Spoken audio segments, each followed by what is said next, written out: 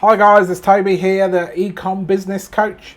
In this training, I'm going to teach you the framework on how to build a team to help you run your ecom business.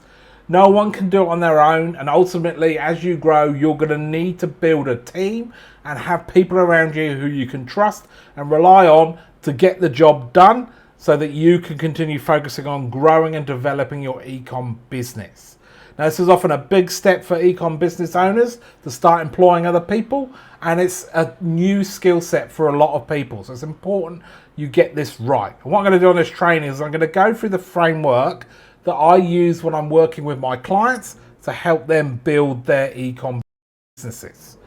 So let's have a look what this looks like. So this is the framework that I use to coach my clients, and this is the whole framework. When I'm working with my clients, the idea is I want them to get them to a $1 million ecom business or ecom store, and that's $1 million a year initially, and then $1 million a month. That's what we want to aim to get you to. So there's obviously fundamental areas or fundamental principles that you need to implement in your business, which cover and help you get there. So here we work on the money, we work on the growth, and we work on the people. We're going to be focused and talk about the people side here today and what you need to do to build your team. Now, the first thing and the first step we do when we want to get people and build the right team is to look at our systems.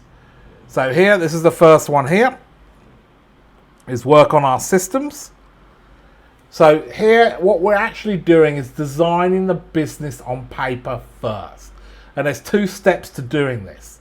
The first one is you need to set up your vision and values for the business. This is really important. You want a core set of values that the team aspire to and follow within your organization. This can really help build a really strong team.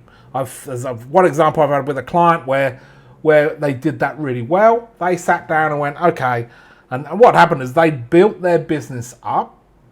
Things had fallen over because they hadn't built it up properly. So they hadn't put these foundational steps in place before building. They just grew very quickly and went, oh, shit, we need some people, get them on board, and just got them on board. Quick. And then the whole thing fell over because they hadn't, first and foremost, put some principles in place to help them build that. So they came to me and said, look, okay, we want to go again. We want to build again. We've had to go backwards, but now we want to build again. So we need some help getting those foundations in place. So one of the first things we did is we set up their values for their business. So their values were 5 or 6 statements that they valued themselves.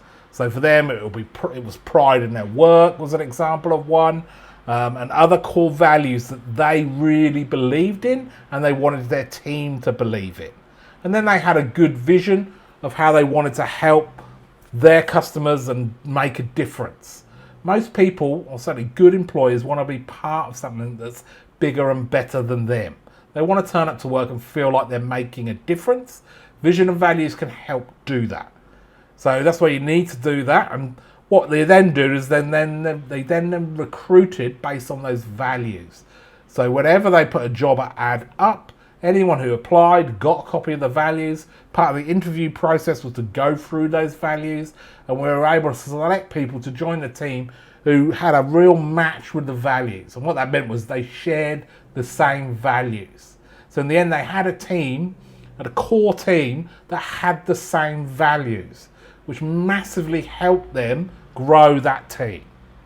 The other key point to this at this stage is then also setting up an organizational chart of the different roles in your business. Don't think about people, but think about the different roles that you need to be filled. Often when you first do the org chart, all the boxes, your name's often in all of them. But the idea is we start to get you out of those boxes and get somebody in that box for you. So you might be at the stage where you're still doing your own pick and pack. Now, okay, we want a role for pick and pack. So now we've got a box for pick and pack. We then can go away and put a position description together for that role. And a position description is a simple list of tasks that role needs to do.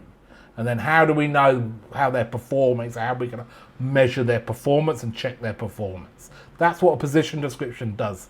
So when you're looking at your org chart and your position description, you're really just organizing all the tasks for your business and then adding it, putting it into boxes for the different types of people or different roles that need to be filled. And then over time, as the business grows, you then can fill that role and you've got the position description ready to go. So that's your first step when you're building a team, is really designing it on paper. The next step then is the management side of things. So from the management side of things, that's when we need to make sure we got the processes in place to manage the team properly. And this is starting right from a good recruitment process. So we've got a job ad that we're using for that role. We've got a process of interviewing them. So where we're going to post that ad, well, how are we going to shortlist those roles? What we're going to do, an interview, phone interview, face-to-face interview, are we going to get them in for a trial? So a good, strong recruitment process. Then also a good induction process. So making sure you got a process in place so when somebody comes on board, you've got their first few weeks mapped out of exactly what you're going to show them and what you're going to train them in to get them up to speed as quickly as possible. Then also you want then systems in place to then manage those team members. So manage them on a monthly, weekly, or daily, weekly, and monthly basis. So are we going to have team huddles each day? Are we going to have weekly or fortnightly one-on-ones? Are we going to have when are we going to have team meetings? And that differs depending on the roles, but you want that management process set up.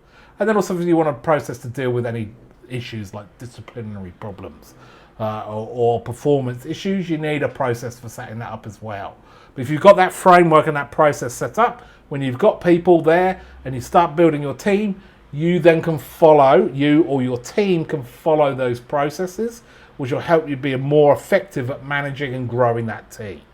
Because the final part then is leadership, and that is about you as an owner becoming a better leader. So there's two elements that you need to do here. There's a great tool that I use that I would highly recommend that you use too, to help with management, and that's a DISC behavioural analysis tool. DISC is a really good tool for understanding what people's natural strengths and weaknesses are, what type of people they are. It helps from a recruitment point of view, so getting the right DISC profile for the right role, but it also then helps when you're managing them. If I'm working with a client and we've got an issue with a team member, always one of the first things I'll ask is, okay, what DISC profile are they? That then determines, okay, I can understand what's important to them and what's not, and how we need to change our style of managing them to potentially get a better result. The other thing then is improving your skills as a leader and going through training on things like delegation, things like time management, things like on how to have team meetings, on how to hold one-on-ones, and upping your skills as a leader. Because it's really important that you lead these guys through this so that they want to be part of your team. I've got another client I'm working with at the moment, and they've done this really well. So they've got a product that actually does change people's life from a health point of view, and they've built a culture based around that that's worked really well. So some of the jobs in their business are quite mundane and tough physical jobs. So they manufacture their own products, so there's a manufacturing element to that isn't much fun. But because they've attached themselves to a higher value, like they really do feel like they're helping people, and they've created an environment where people are helping each other within the business, and it's an environment that people want to work in, they're going, well, I like working here compared to some of the other places I've had to work for. It's more than just a job. And if you can get that, and you can get that right, that obviously helps you massively when you're building a team. So that's the key points of differences, or some of the subtleties that you need to put in to help you build the team in your business. Now, if you've got any questions about that, or if you'd like any help, then please comment below with any of your questions and I'll have a look at that. There's also a link below where you can book a call with me if you want to have a chat. Also, if you like that training, you'd like some more training, subscribe to the channel, and I look forward to talking to you guys soon. Cheers.